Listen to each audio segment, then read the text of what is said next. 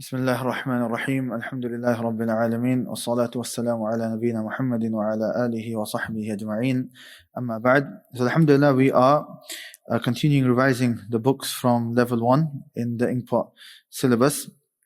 Now we are on the book Ad-Durus Al-Muhimmah li'ammat al-Ummah, important lessons for the whole Ummah. And alhamdulillah, if you remember, we split the book into a number of different parts. Right? The first part was regarding basic tafsir. The second part, basic aqidah. The number 3, basic fiqh. Right? These are the main parts of the book. Then the ending was regarding the categories of sins and mannerisms and akhlaq. Right? Have I missed anything? Have I missed anything? What have I missed out?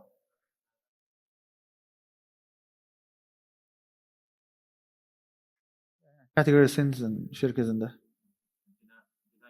Janaiz is at the end. Manners is in the middle. Khalas. Right.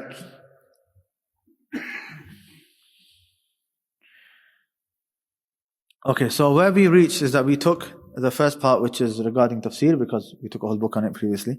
And then we took the aqidah section. And we started the fiqh section.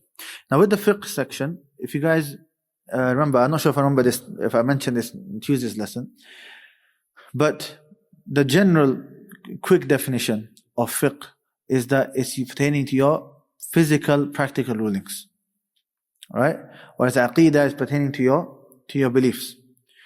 And with fiqh, there were 4 main areas. Did I mention this on Tuesday? I didn't mention it on Tuesday, right? For fiqh, if you want to know what the topics are of fiqh, there are 4 main ones. There are others, but you can divide it generally into 4 main parts. The first is ibadat, worship. Number 2, mu'amalat, transactions.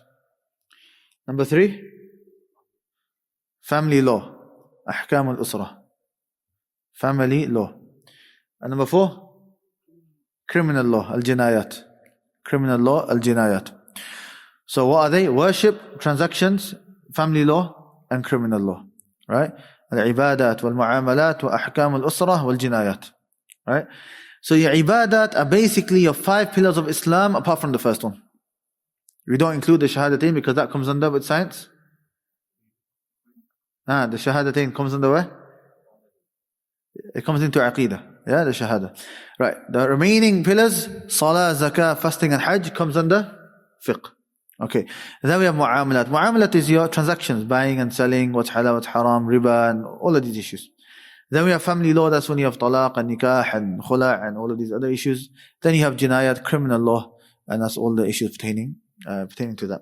In this book here, the one that we're going through, we have what the Shaykh has explained is fiqh al-ibadat. Now the original book by Ibn Baz rahimahullah only has salah and tahara and wudu. But Shaykh Haytham added zakah, fasting and hajj as well. So the first thing that we started to take was fiqh of salah. Fiqh of salah. Now normally in the books of fiqh, they don't actually start with salah. They actually start with kitab al-tahara, the book of purification. And the reason for that is because before talking about salah, the first thing you talk about salah is the conditions. And one of the main conditions of salah is wudu. But with wudu, there are so many issues. Right? The first is the issue of what type of water can you use. And then where do you put that water? Right? And then all these other issues, right? So what the ulama have done is that they made a whole separate book on it, and they call it Kitab al-Tahara, the book of purification. So they'll talk about wudu, and then they'll talk about water, and they'll talk about utensils, but then they'll also talk about purification generally. They just put everything there. And then they move on to salah. Okay? The Shaykh here, he's on salah first, and then he's on wudu. But normally, tahara is mentioned first. So the way the Shaykh has split the book is the way fiqh books normally split these issues, which is by mentioning the technical rulings. So for salah, they'll mention the conditions first, and then the pillar or the obligations, and then the furud, and then the wajibat, and the nullifiers, and recommended actions, and so on. And then after that, they'll mention sifatul salah, the description of how to pray the salah from A to Z, without differentiating what's obligatory, what's not, because that's already taken. Right? And likewise with wudu. So we started with the conditions of salah. How many conditions of salah were there? 9. The first thing that you need to know minimum is the number. You need to know exactly how much, right? Then you start mentioning them. Okay? So there's 9. Right? And that's all we took. We took the conditions. Islam, al-aql, sanity, tamyiz, wudu, removing najasa, covering the private parts, entering of the time of prayer, and facing the Kaaba. We went through these, we talked about some of the issues. Tamyiz, what does tamyiz mean, Adam?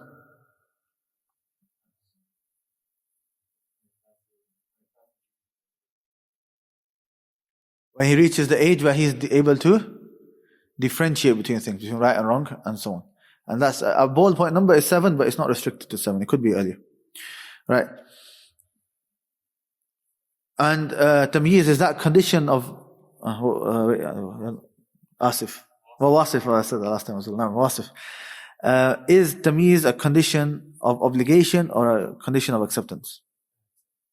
What's the condition of obligation? Puberty. No.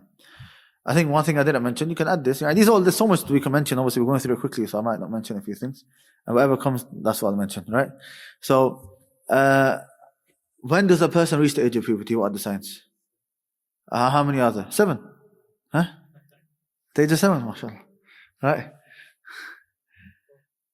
4. Okay, we say 3 generally, and then 4th one specific to women. Yeah? Number 1? Pubic hair. No. Number 2? Wet dreams. No. Number 3? Sama? No. Deepening of the voice. No. Yeah. The age of 15 in the Hijri calendar. That's only if the first 2 are not found. If the first 2 signs are not found, i.e. there's no pubic hair and he's not had a wet dream, then once he reaches the age of 15 in the Hijri calendar, then he's considered baligh. And that's due to the hadith of Ibn Umar, where the Prophet didn't allow him to partake in the battle of Badr, but allowed him in Uhud. And the ulama said the difference was the age. Now, and then the 4th one, which is specifically for women, which is the monthly cycle starts. Wudu, we talked about wudu, and we said it's not specific to wudu, it's more general than that. And this word is known as hadith. And we have 2 types of hadith akbar and hadith asghar. Hadith akbar is major spiritual impurity, and this is where you weren't here. Where's the rest of your clan? Huh? They're not here today. There's not a good 4 or 5 of you. Right? What's hadith akbar? Hadith akbar, major spiritual impurity.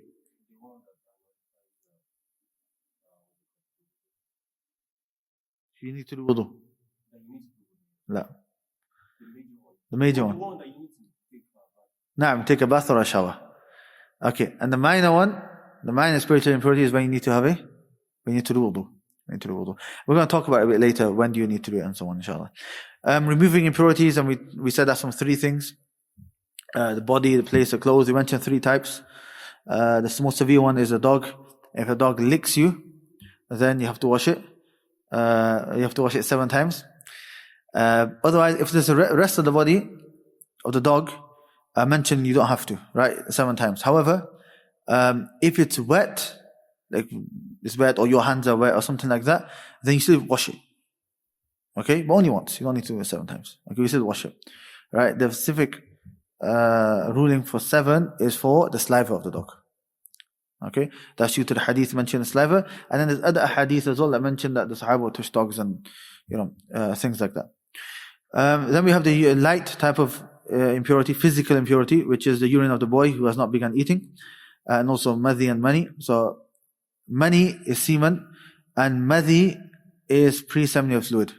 And the difference, you can see in the color and the texture is different. That mani, semen, is more cloudy color and so on, whereas pre-seminal fluid is normally see-through. And the way it comes out is different as well. Mani, semen normally just, comes out like that, whereas pre-seminal fluid comes out slowly. And also pre-seminal fluid normally comes before, like whilst maybe a person doing foreplay or anything like that, that's when it normally comes out. Whereas semen comes when a person ejaculates normally. So if both of them fall on your body or on your clothes, it's considered from the light type of impurity. Meaning, it's not a condition that you have to wash it fully. Right? It's enough just to sprinkle water on it. Right? However, it's better to, right? Without a doubt. And the reason for this is, no, it says here the person will sprinkle water. But for example, especially money, firstly, the difference, if madhi comes out, pre-seminal fluid, it only breaks your wudu. So you do wudu. You don't have to have a shower. But if money comes out, semen, then you have to have a shower, you have to have a ghusl. And the reason for that is because it comes in hadith of Aisha radiallahu anha, right? Sometimes on the clothing of the Prophet there would be some semen, money, right? Especially in those days when the houses were smaller and so on, it could happen. So Aisha radiallahu anha, she says that she used to scrape it with her nails, take it off like that, right? And it's known that if you do that with nails, you're not going to take everything off. So for that reason, the ulama, many of them actually say that money, it's in of itself is pure. Like it's not considered najis in terms of the fiqh ruling. It doesn't mean that you just walking out with stains everywhere, right? But the difference in the fiqh ruling and between like what you do in real life, right? So you still wash it and clean it if you can. But let's say it happened, or you see it and you need to pray. Inshallah, it's pure and enough is to sprinkle over it. Yeah, and that's because you asked me the question as well last week on Tuesday, right? That money, you asked about being pure, right? So the reason the ulama says pure is number one, because the hadith of Aisha, and number two, because it's the foundation, the origin of mankind. What we created from semen, right? So it doesn't make sense that the origin of mankind and what he's created from is something najis. It's something which is pure. And then every other type of impurity comes under moderate, and that you just wash it until it becomes clean. No.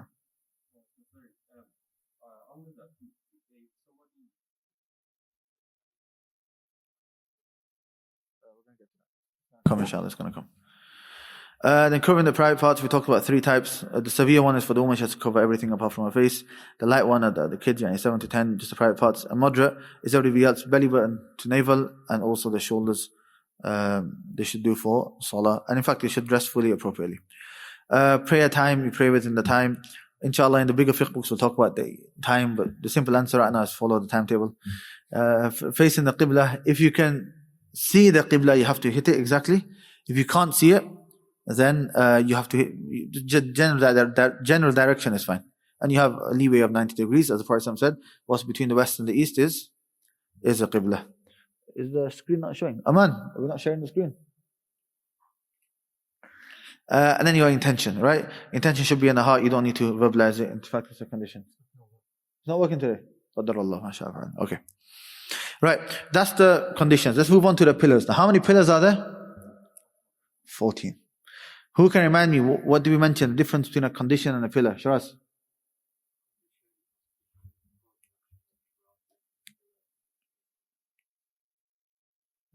So the first difference is pillar condition starts before until the end, and pillar is just during the action. And the second is that condition is continuous, but pillar is just one part of the action. So wudu the whole time. You do it before the salah and it stays with you till the end. Surah Fatiha, just one part of the salah. Once you into ruku', you don't recite Surah Fatiha. Okay. Now there's another important point regarding pillars as well, which we're going to get to, in the difference in pillars and obligations shortly, bi'idhnillahi ta'ala. So there are 14, right? Number one, standing if you're able. Then the first takbir, reciting Fatiha, ruku', bowing, standing straight after bowing, prostrating upon 7 body parts, getting up from prostration, sitting between the 2 prostrations, tranquility in all of the positions, the order of the pillars, the final tashahhud, the sitting for the final tashahhud, making dua for the Prophet sallallahu alaihi wasallam, and giving salam on both sides. We're going to go through each one individually, bi'idhnillahi ta'ala. Standing up. Al-qiyamu ma'al qudrah. Standing if you have the ability. If you don't have the ability, you sit down. And you can't sit down, you lay down, as we know in the famous hadith of the Prophet sallallahu alaihi wasallam. However, there's a difference between obligatory salawat and nawafil salawat. In an obligatory salah, you have to stand up if you have the ability to.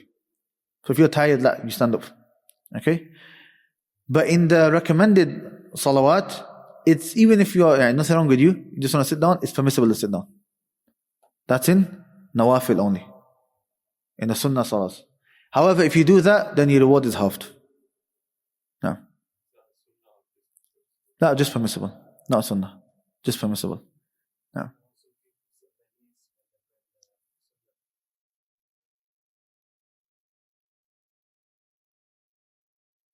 No, in fact, the asl is sitting down on your knees, not the chair.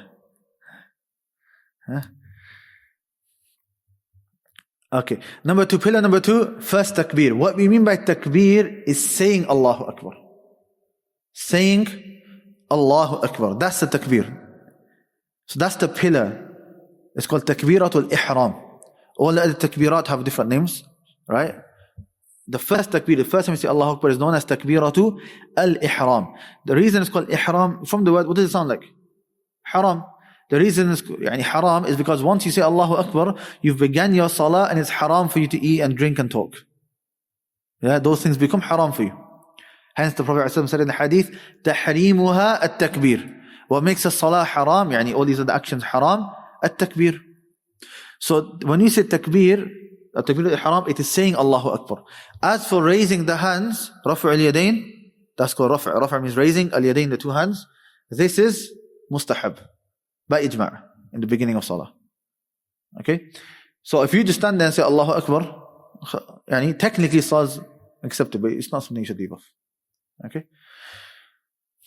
In fact, there's a narration I read in Ibn Qayyim's book. He's got a book called Rafu' al-Yadayn. Ibn Qayyim got a whole book on it. In there he mentions a statement of Imam Ahmad, and Imam Ahmad was asked, what do you say about a person that who doesn't do Rafu' al-Yadayn? Should we boycott that person and leave him? And Imam Ahmad said, if you've explained the sunnah to him and it becomes clear to him and he still doesn't do it, boycott that person. Yeah? Now that doesn't mean you go around doing it to every single person. The point is that, because some people, they say, look, we don't know anything, we're just going to follow. They could be excused because they're laymen. But, it shows that it's a sunnah of the Prophet. And if you know that it's a sunnah, you shouldn't leave it off. No. So, the summary is that majority, 99% of the Sahaba all narrated that the Prophet used to do Rafu' al-Yadayn. And the khilaf of Rafu' al-Yadayn is only when it comes to coming up from ruku'. Going down to ruku', not in the beginning of salah. Yeah? And that's why there's a little debate between Abdullah ibn Mubarak rahimahullah and Imam Abu Hanifa rahimahullah. And they prayed salah together. So Abu Hanifa rahimahullah said to Ibn al-Mubarak, why are you trying to fly in salah? Yeah, you keep doing the way you're trying to fly. So Ibn Mubarak said, if I wanted to fly, I would have flown in the beginning of the salah. Yeah, because that's by ijma'. All the ulama agree that in the beginning you say Allahu Akbar.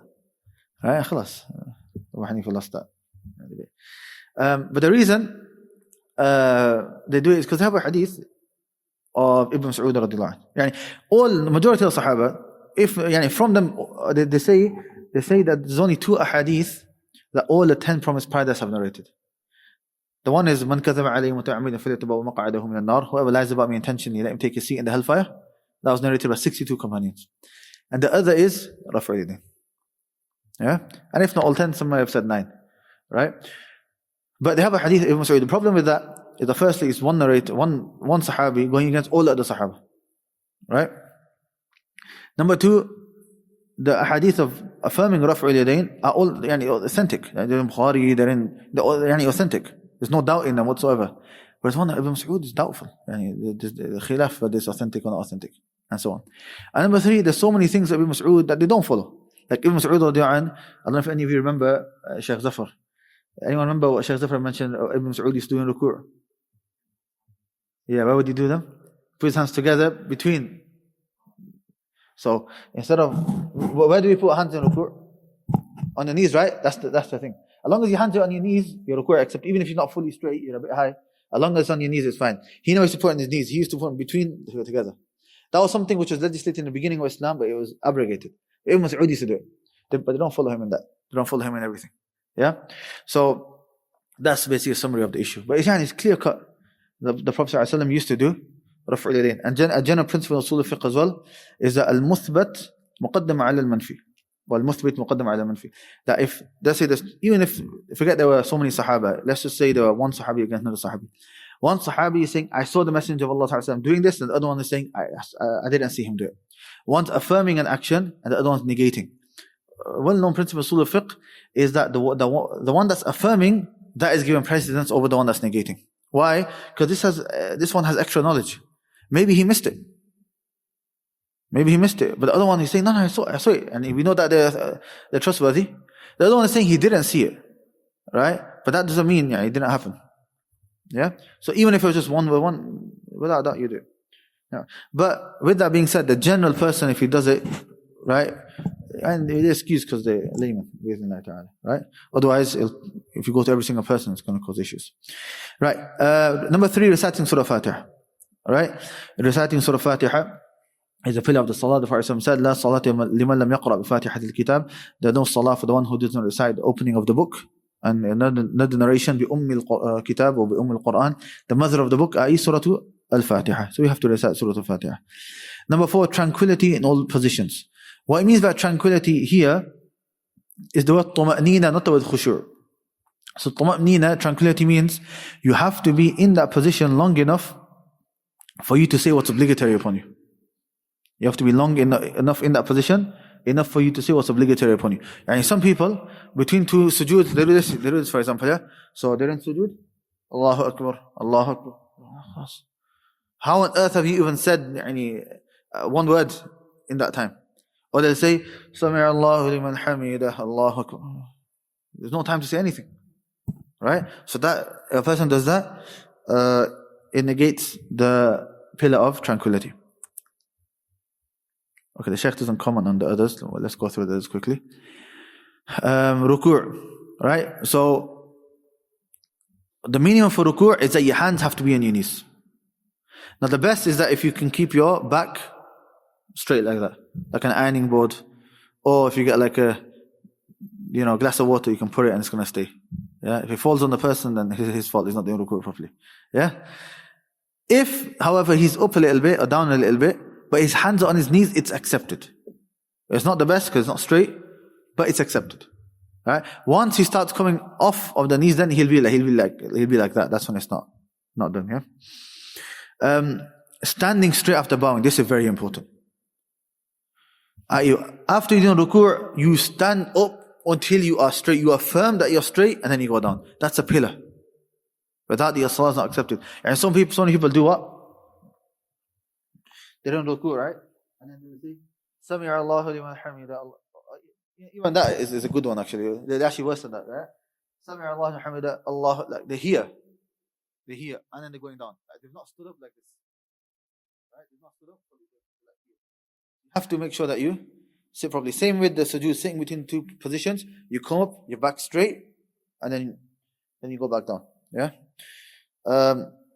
Then prostrating upon the 7 body parts. What are the 7 body parts? Face. The whole face. The forehead till the nose. Yeah, that's one. And then 2 hands, 2 knees, 2 feet. The Prophet ﷺ said, I have been commanded to do sujood upon 7 body parts. Yeah, and then he mentioned these 7 body parts. So these 7 have to be on the ground. Not that your head's on the ground, hands on the ground, knees on the ground, and your feet are dangling there. That's not sujood. Okay? Now.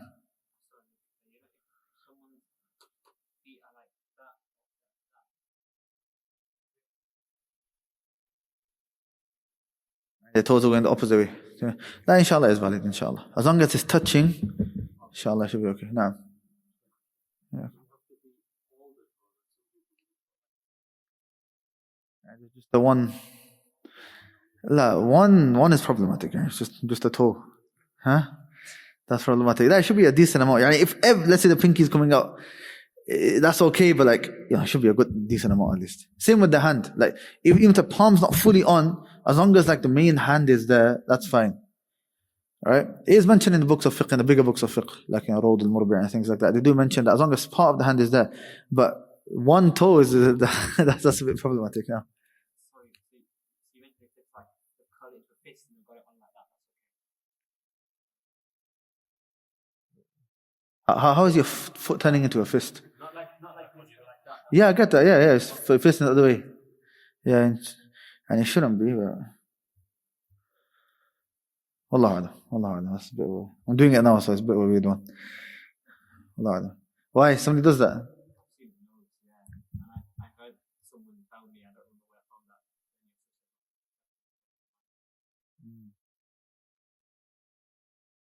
The hadith just mentions feet. It doesn't mention which part exactly, but we know that's the part is done, and your toes should be facing the Qibla. Your toes should be facing the Qibla. So that particular one, let's get that one checked, inshallah. Just double check, just to make sure. No. Okay. Getting up from prostration and sitting between the two prostrations. So make sure you sat properly. Yeah. Tranquility or positions, talked about that. The order of the pillars. So you've got to pray in order. The final tashahhud. So how many times do you do tashahhud in salah? In Fajr you do it 2 or 3 times. In Fajr you do it 2 times. One. Okay. Right. Obviously if the salah is more than 2 rak'at, then it's you do 2 times. Or 3. The salah you do 3 times. Or if you come late, you come in the last rak'ah and then you do 3. Or witr, you can pray witr 9 rak'at or 11 rak'at. Okay, maybe. Right. 2 times. So outside of the 2 rak'at salas, 3 and 4 rak'at, you do the tashahhud twice. Yeah. The second one is the pillar, or the last one. Let's just say that's why it says the last tashahhud, because then if it's just one, that's the last one as well. Yeah. That's the pillar. The first one, if there's 2, that's an obligation, not a pillar. We're going to talk about the difference between the two shortly, inshallah. Number 12, the sitting for the final tashahhud. So make sure you sat down for it. Making dua, and sending salah upon the Prophet sallallahu alaihi wasallam. You know, if you don't, then your salah is not accepted. You know, sometimes, subhanAllah, you'll find some people, they'll attack us and say, you guys don't love the Prophet sallallahu alaihi wasallam, you don't do it. In our fiqh, our salah is not even accepted without sending salah upon the Prophet sallallahu alaihi wasallam. Then you find many of them don't do it. Number 14, giving salam on both sides. No. Right, now we come to the obligations. No.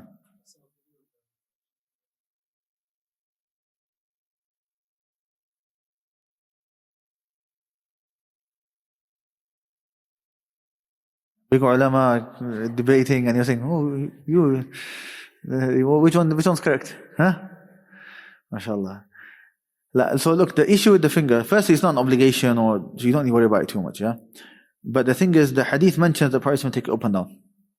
When and for how long, doesn't specify. That's why each madhab has a different opinion. Right? The Hanafis say, when they say, Ashhadu an la ilaha illallah, Ashhadu Muhammad Rasul, that's it, and then after you bring it up, you don't bring it back up again. Which, from one aspect, makes sense, because the finger is like a sign of tawheed. So you say the shahada, you bring it up. Okay? And the Maliki Shafi'is have their own one. The Hanabila, they have a good one. And many ulama say this seems to be the closest to the sunnah, is that whenever Allah's name is mentioned. Because that way, it's for tawheed, but at the same time, it's more common now. Right? So you go up, and you go down, and after you go up, and you go down. And some ulama, like Albani and others, they just say that you just take it up, and then slowly bring it back down, and just take it, like, there's no specific time for it. Allah alam, yani. It's all okay.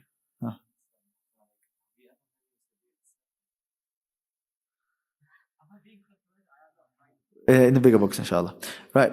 So we finished with pillars, now we're going to move on to obligations. What's the difference between a pillar and obligation? Pillar and obligation are very similar. Meaning if you miss both of them out intentionally, your salah is invalid. However, the difference is if you miss them out unintentionally, yani forgetfully. If you miss out a pillar unintentionally, unintentionally, a pillar unintentionally, then the salah is invalid. The rak'ah is invalid unless you're able to go back, right, and do the action, or you make up the whole rak'ah again, right? Or if you're after the salah class, you have to make the salah up again, right? So basically, simply, if you don't do a pillar, intentionally breaks your salah. Unintentionally, it breaks your salah, unless you're able to come with it. Yeah? But with the obligation, if you miss an obligation out unintentionally, you carry on and you just do the sujood sahu, the 2 sujood of forgetfulness at the end, and that makes up for it. For example, I prayed my salah and I missed out a whole sujood. Right?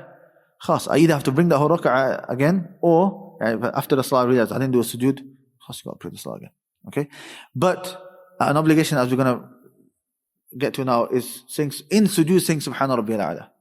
Let's say I didn't say, I said Subhana Rabbiyal Azim by accident, or I said something else, right? And I didn't say Subhana Rabbiyal A'la. Then, khlas, you carry on. And then, before salam, you do sujood sahu. Make up for it now.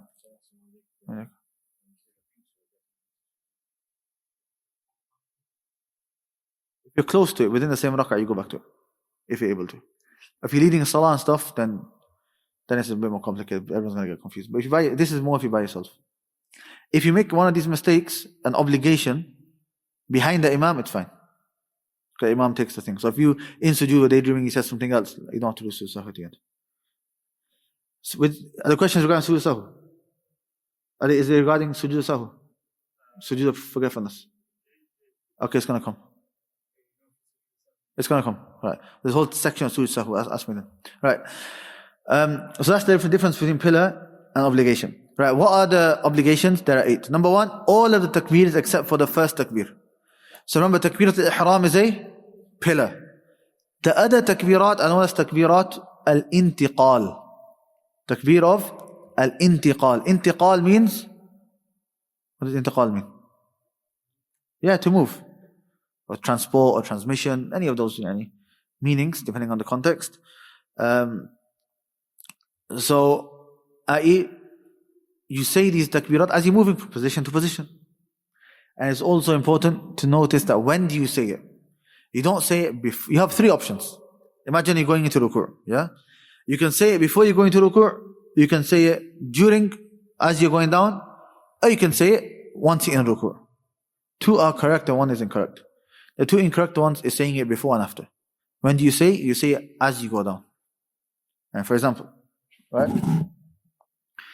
I'm standing up here. So now I'm praying the salah. Allahu Akbar, right? I say Allahu Akbar and I go down. Some people do that, right? Why? Because the mic's there. So imams do that. They say Allahu Akbar and then they go down. That's scenario number 1. Scenario number 2 is as I'm going down, right? Allahu Akbar. Right? So I started when I was up.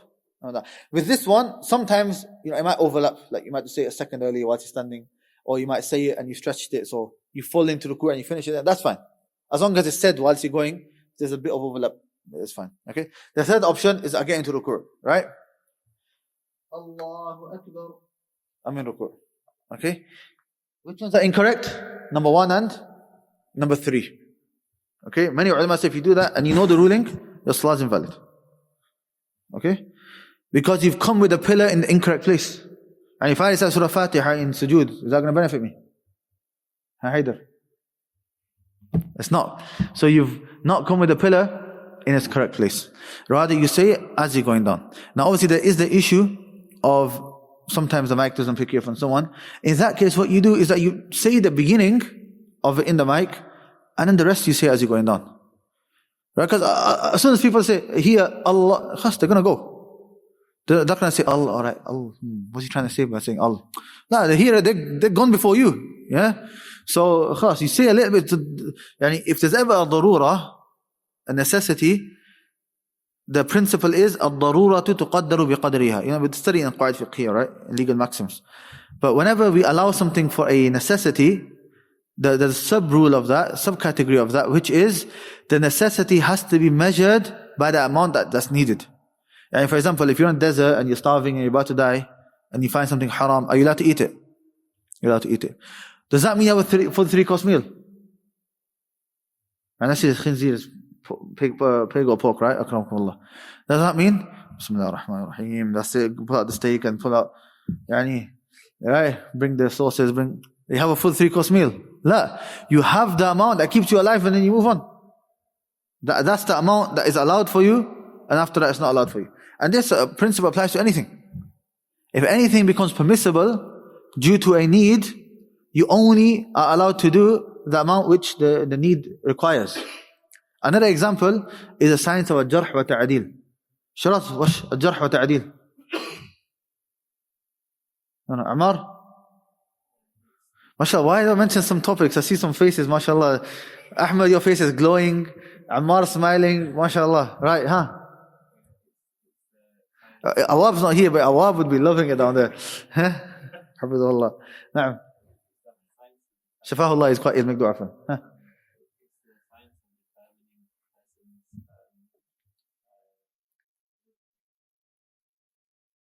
Na'am. Right? Jarh wa ta'adid. Well, jarh means criticism and ta'adid means praise. I.e., in hadith, when we have the narrators, right? How do we know if the hadith is accepted or not? It depends on the trustworthiness of the narrators. So the scholars have to now speak, he's trustworthy, he's a liar, he's not trustworthy, he's got weak memory. Right? And sometimes you praise him, no, he's very good, he knows his stuff inside out. And sometimes you have to speak bad. Right? You have to say he's a liar. This is called jarh wa ta'adil. They talk about the people, the narrators, so that you know their trustworthiness and so on. And it can still be applied now from like your teachers and stuff. You say, like, you don't study from this person, he's a person of innovation, he calls to bid'ah, he calls to shirk. It has to be done because it's a means of preserving the religion. But notice, the default ruling is what? The default ruling is speaking bad about somebody is what? It's haram. Why? It's ghibah. It's ghibah, right? It's backbiting. You can't speak bad about another Muslim, especially regarding his honor. But anything that makes him upset, you can't speak about it. But in this particular scenario, it becomes halal. In a simple term, jarh wa ta'adil is halal backbiting. Why? It's needed to preserve the religion. If you don't do it, we're not going to know which hadith is accepted and which one's not. Right? Now, we're going back to the principle. Speaking about these narrators is permissible due to the necessity, the need. Therefore, you only have to speak the amount which is needed. If all that you need to say is, he lied when narrating hadith. Or he lied normally, therefore, even if a person lies normally, not in hadith, that hadith we don't accept. That's one of the weakest hadith. Just behind mawdu', just behind fabricated, al-muttahim bil-kadhib, the one who's accused of lying. Even if he didn't lie in hadith, he lied in normal speech. All you have to say is, he lied. Yeah? But you don't then turn around and say, he's a liar, and he's bisharam, and he's this, and everything of bad word that you can think of, you speak about it. Right? Some people do that. Some people go, right? They'll go to the coffee shop, they won't come to any lessons. Right? And if they do, they'll sit at the back and chill, act like tulab al-ilm. Or they'll come to the dawra and they'll come at food time only and they show their face a little bit. They won't sit there in lessons. But then when it's time to go out and eat, they're there. And they're speaking about hours about this person and that person and this person and that person. Right? And they're speaking, even within that speech, right, they speak more than what's needed. But then what's funny, 2 days later, they're out again speaking about the exact same person. Right, you've already spoken about it, you made your point, why speak about him again and again? And people have made this, in Arabic they call daylana, like from their deen basically, that they've made it is their religious habit that they do every single day, they have to speak about people. This is not permissible. Right? And that's what the Prophet, he asked the Sahaba, do you know who the bankrupt person is? Who's bankrupt? And the Sahaba said, Man la dirham la. The one that doesn't have any dirhams, any money, he's the one who's bankrupt. And the Prophet said, no. The one who's bankrupt, truly bankrupt, is, it's still a type of bankruptcy, without a doubt. But and there's actually fiqh rulings on this, hajar wa taflis and so on. But the Prophet, he explains, he goes, no, the one who's truly bankrupt is one who comes Yawm al-Qiyamah and he works so hard to bring all of his good deeds. But he spoke bad about this person, he backbited that person, he hit that person, he did this to this person, he killed that person. So what's going to happen? Each person is going to take his good deeds. Right? And then if he's got no good deeds left, the bad deeds they have, they're given to him. Right?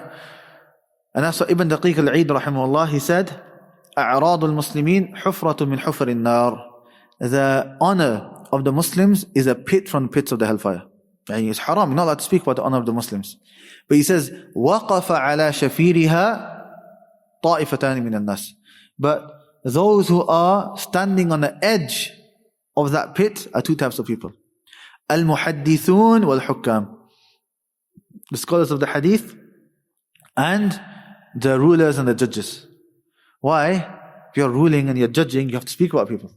You have to give rulings, he's a liar or he's not. Likewise, Muhaddithun. So they're not in the pit of the hellfire. Why? Because it's permissible. They have to do it. But they're on the edge. Why? They have to make sure they speak at the amount that's needed. If you go overboard, right, you fall into haram. You fall into haram.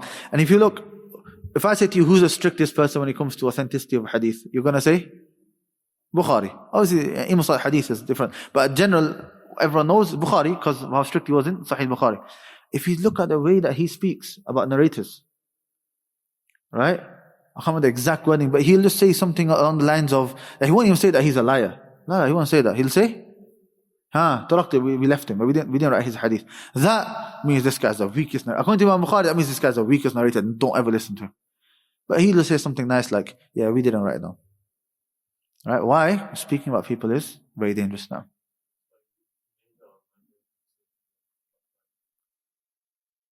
Major, Allah.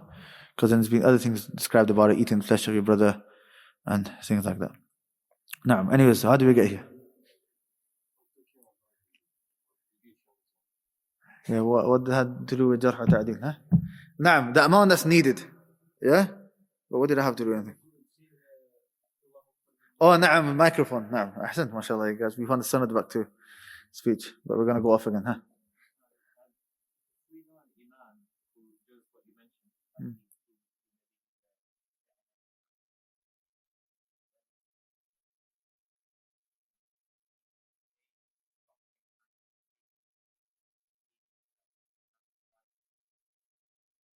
So the ruling the ulama give is that they say generally salah is not accepted of the one who knows. If he didn't know, right, then inshallah, so if he's got shubha, doubt, then maybe. But that excuse that he has, people might go in front of him, that's not valid. Why? What's the difference between him praying and the person praying and saying it at that time? Can people not go in front of him as well? The mic, I understand.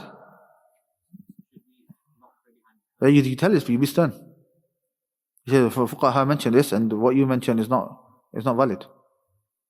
If he turned around and said the mic, it doesn't pick you up if I go down or something, then maybe, then we can work with it a little bit. But then we say to him, look, to say the beginning and then move straight away. Alright? Because it is doable, yani. Allahu Akbar. The ending you didn't hear, but you heard the beginning. That's what I do. Like, when I salah now, did you hear my Allahu Akbar?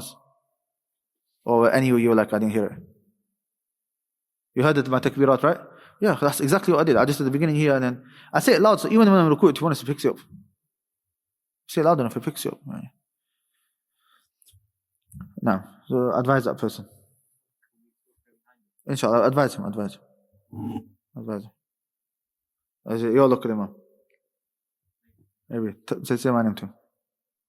Say my name to him.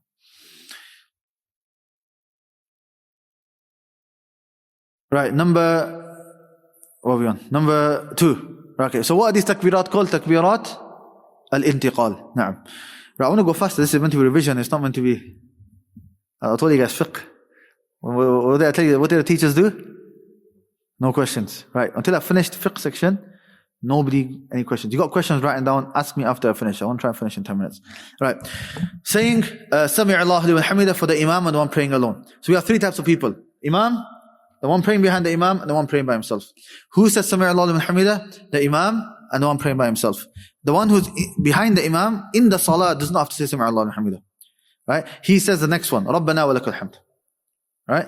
And then saying Subhana Rabbil Azim in ruku' and saying Subhana Rabbil A'la in sujood, saying Rabbi ghfirli between the 2 sujood minimum once. The first tashahhud, the sitting down for the first one is an obligation. Meaning, if you forget, what do you do? Sujood sahwa at the end. Yeah? And then sitting for the first tashahhud as well. Getting up, there's 3 scenarios. Right? If you forget, let's say after the second rak'ah, second sujood, you say Allahu Akbar. If you, as you're getting up, so either your legs are bent, or as you're getting up, you remember that, I'm meant to be sat down, it's obligatory to sit back down, and you continue, you don't have to do anything. Okay, because you remember straight away, that's fine. Once you've stood up fully though, but you've not started reciting, here, you have a choice. Okay, some ulama say it's makruh to go back down. Because now you've stood up, right? It's a different pillar. Yeah? Okay? If you started reciting Surah Fatiha, it's not allowed for you to go back. You've fully started next rak'ah now. Right? You just not start, you carry on, you just do sujood sahwi at the end. Okay? Let's be very careful. Sometimes as imam, if it happens, if I have doubt, I actually stand there for like a second and don't recite Surah Fatiha. Just in case once I start Surah Fatiha, and people say Subhanallah and I have to go back down, then it's a problem. Because they'll be shouting Subhanallah, not knowing the ruling that I've started Surah Fatiha, I'm not allowed to go back down. Yeah? So, just be careful of that bismillah ta'ala.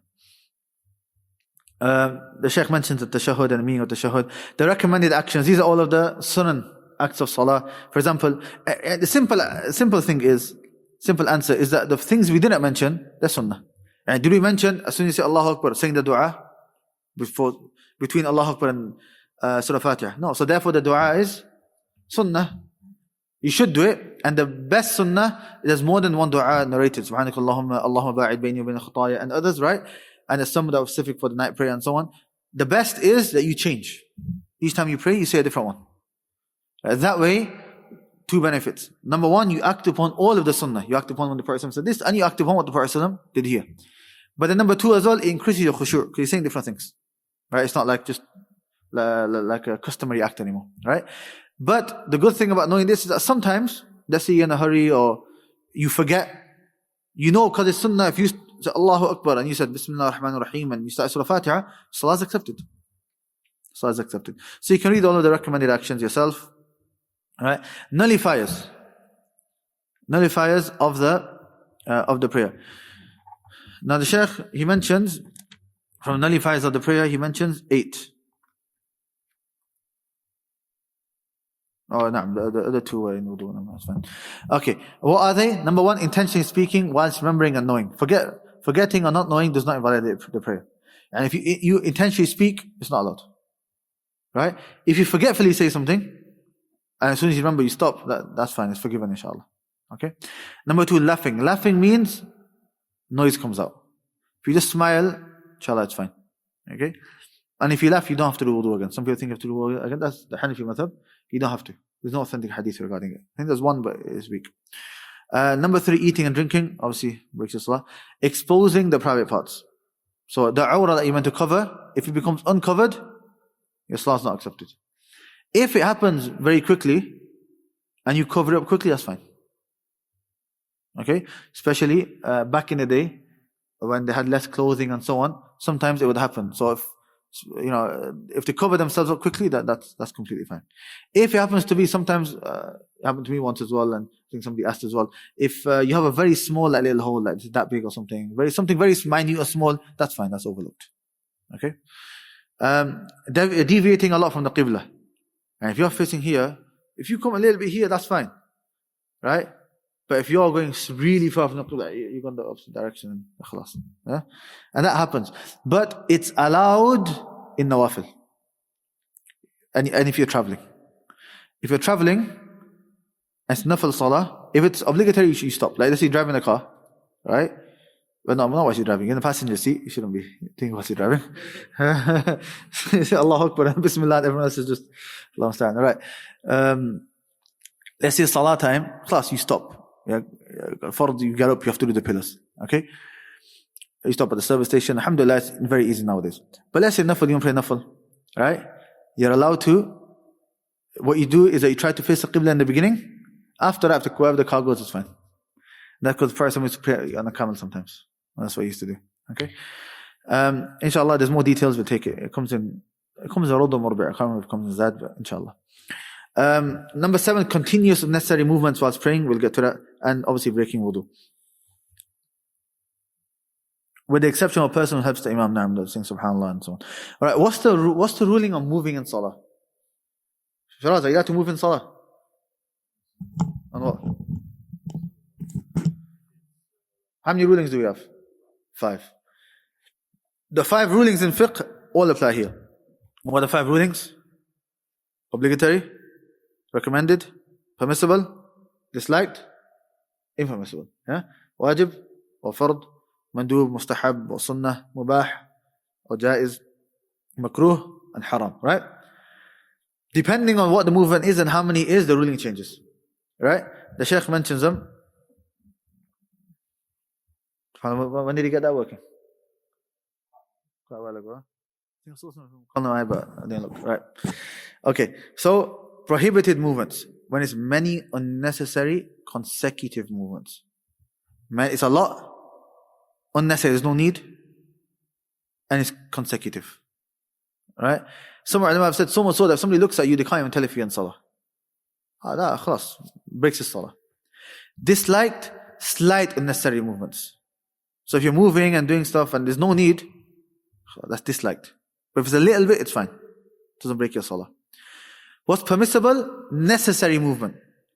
And you got really bad itch, you can't concentrate with that itch, khas. You carry on. Permissible. Okay? Or fly right onto your nose, khas. Permissible. Recommended, is any movement that completes the salah. And if there's a little gap between you and the next person, you can move a little bit and close that gap, for example. Okay?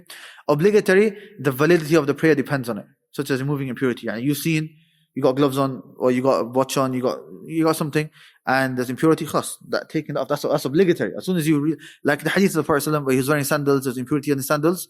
As soon as Jibreel alayhi salam informed him, what did he do? Sallallahu alayhi wasallam, he took off his sandals. No. Okay, these are the differences between the recommended obligatory pillars and conditions. We've explained them. Right, sujood al-sahu. So all those are got questions?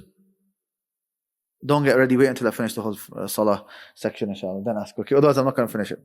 When do we do, by the way, those who are new, some new faces, this is revision. We finished the book, we've taken it in detail. A lot more detail than we're mentioning now, a lot slower. This is revision, so I'm trying to do quickly. Yeah.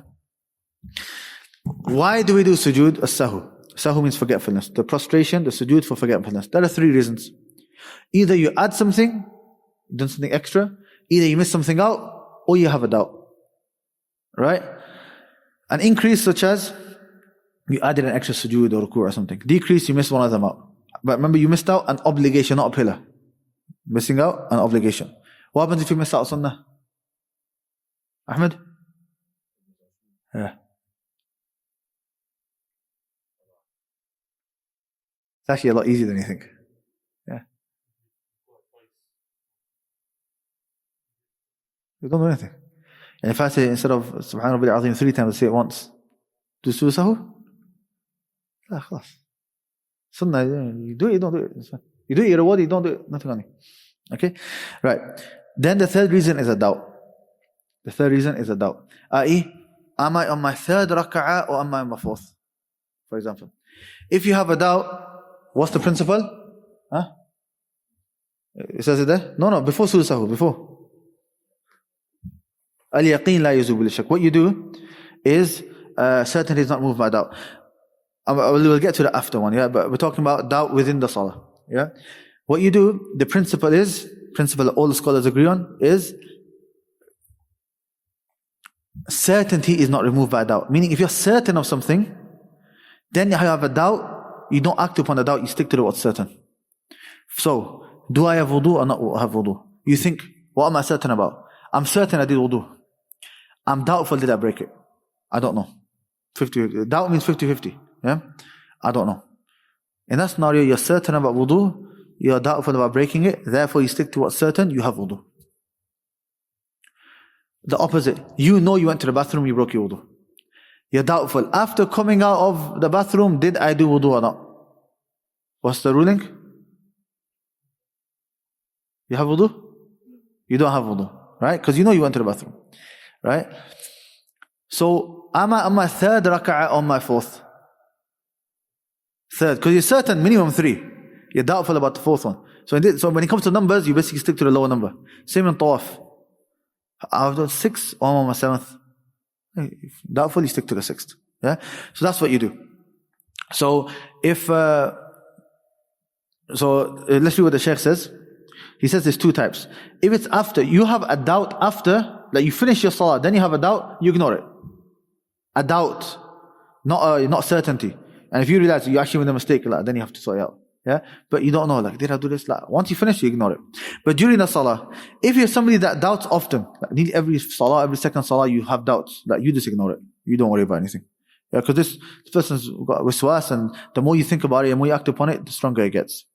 But if it's a little, you should act upon what's more certain. I.e., if you're 90% sure I did this, you stick to that. Okay? But if it's doubt, i.e., they're both equal, 50-50, I don't know. Yeah, equal. Then you should act upon the lesser number. That's what we explained. Yeah? Okay. What if you, in Arabic they say, huwa saha an sahu, which means he forgets to do sujood sahu. Huh? It's okay. Alhamdulillah, it's fine. It's fine. Good. Okay? If one doubts in the prostration forgetfulness, there's nothing about he forgets to do it. If one forgets a pillar, he must go back and complete and everything which comes after it, then prostrate for forgetfulness. So if you're in that position, for example, you're standing up from Fatiha, you're going straight into the sujood. Then you're able to go back to standing and you go into ruku' and you carry on like normal. But if it's been more than a rak'ah, then no. Because then your salah is all over the place. If one forgets an obligation and passes its place, you don't go back and do it, you just do sujood sahwi at the end. Then the Shaykh mentions the whole description of how to pray. You can read that in your own time. Something not to do. Then the Shaykh finishes off by mentioning different prayers. In the actual fiqh books, each of these prayers has a whole chapter and rulings pertaining to it. So Jum'ah Salah, we know the eclipse prayer, we know it's prayed out loud with 2 bowings in each unit. And there's an eclipse, the Imam gets up, Allahu Akbar, then he recites a long surah. Then he does ruku', he gets up again, he recites, but a bit less than the first. Then back into ruku', and then he continues normal rak'ah. Then he gets up for the second rak'ah, he recites, now a bit shorter than what he did in the second. He goes into ruku', comes up, he continues reciting. Now this is the least amount that he recites. Then he's ruku' and he finishes. So each rak'ah has how many ruku'? 2. Does that make sense? Yeah? So that could be a riddle. Which salah did I pray? I prayed 2 rak'ahs, but I did ruku' 4 times. Yeah? Could be a riddle, huh? Witr prayer. So witr, you can do 1. Person said, Sahih Muslim, al-witru rak'ah. It's 1 rak'ah at the end of the night. So the best is 3. And if you pray 3, you have 2 ways of doing it. 2 rak'at and then salam, and then 1. Or all 3 together, but you don't sit for the second one. Because the Prophet said, don't make it like a maghrib. Right? So you don't sit for the second one.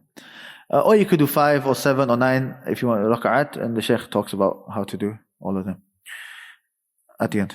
The 2 sunnah of Fajr, 2 sunnah of Dhuhr, or 4. 2 or 4. Some narrations mention 2, some say 4, both are fine. 2 after Maghrib, the 2 after Isha, Tarawih, before sitting in the masjid. There is khilaf, some ulama say it's recommended. Tahiyyat al-masjid, when you enter the masjid, praying 2 rak'at. But it's best to always pray. Salatu ad-duha, this is after sunrise until for Dhuhr. For example, 2, 4, or 8. And it's permissible to pray more than 8, but the sunnah is up to 8. Istikhara, anytime you make any decision, big or small, don't think it's just for big things, even small things, do istikhara. Istisqa, which is the rain prayer, and then the Eid prayer, which we'll talk about the Eid prayer once we get to fasting, inshallah. There are 3 times we're not allowed to pray.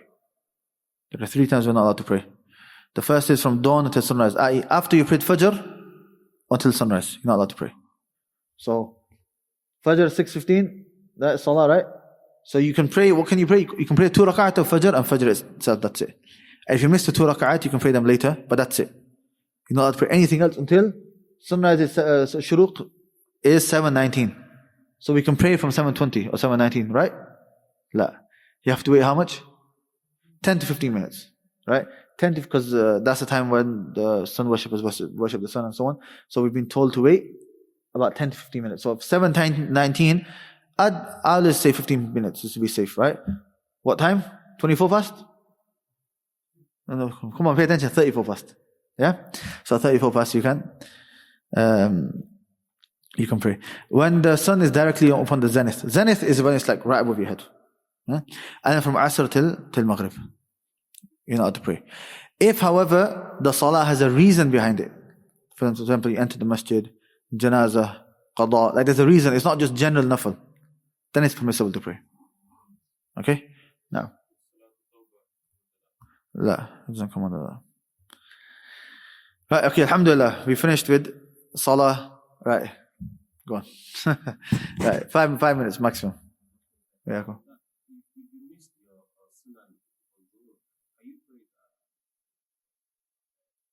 There is a hadith for him doing it, but many ulama say that's specific to the Prophet. Alright, but inshallah we'll talk about it in more detail once we get to the bigger books and discuss it, inshallah.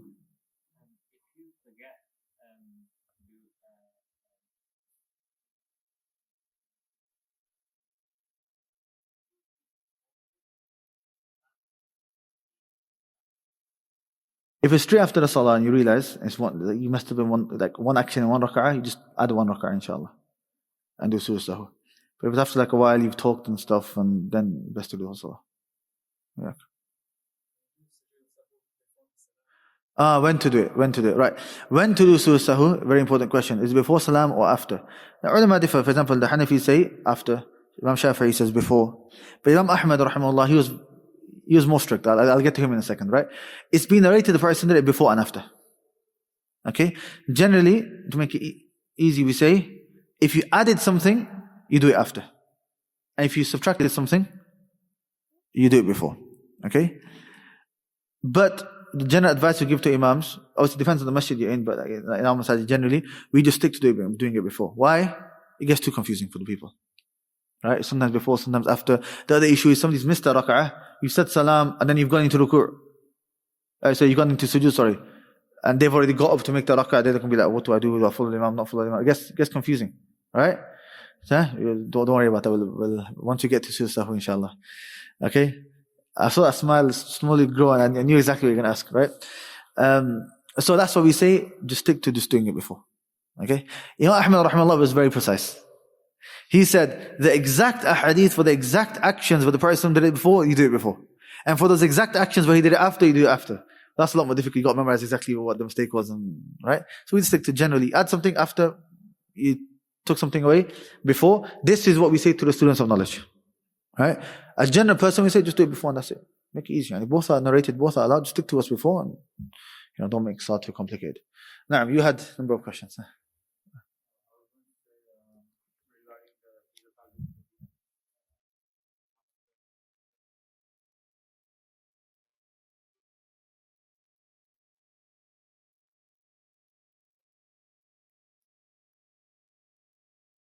So the hadith says, do not make, so I'll repeat the question. Why do some schools say when you pray 3 rak'at, or witr, you sit for the second? This is because they interpret the hadith differently when it comes to, do not pray like Maghrib. They say, we don't pray like Maghrib, why? We do qunut. Qunut makes it different. And they generally also do the qunut before, as well. So they say, that's the difference between this and Maghrib. Yeah, but there's many answers. One of the answers is that we say qunut aslan is not even obligatory. And if I didn't do a dua and I just prayed witr, so witr is accepted. Right? So how can it be a difference if it's not even obligatory? Yeah? And this is the answer. Inshallah, ikhtilafat level 2, inshallah. Okay? Yeah, but I hope that answers the question. Yeah? So they have a different understanding of the hadith.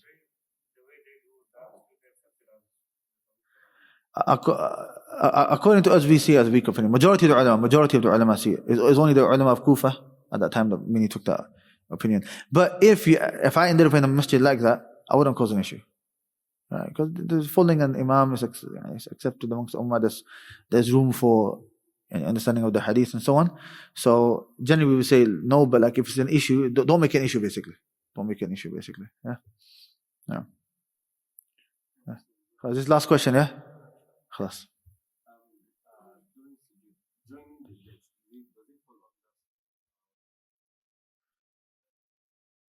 Feet, not legs.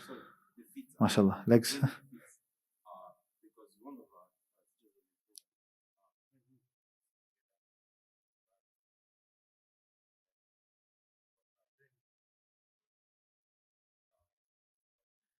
So generally, there is khilaf, do you do it or not? And generally, those that say you do it, they say sunnah. Right? But it's khilaf, right? Ibn Uthaymin says no, you don't want stuff, right?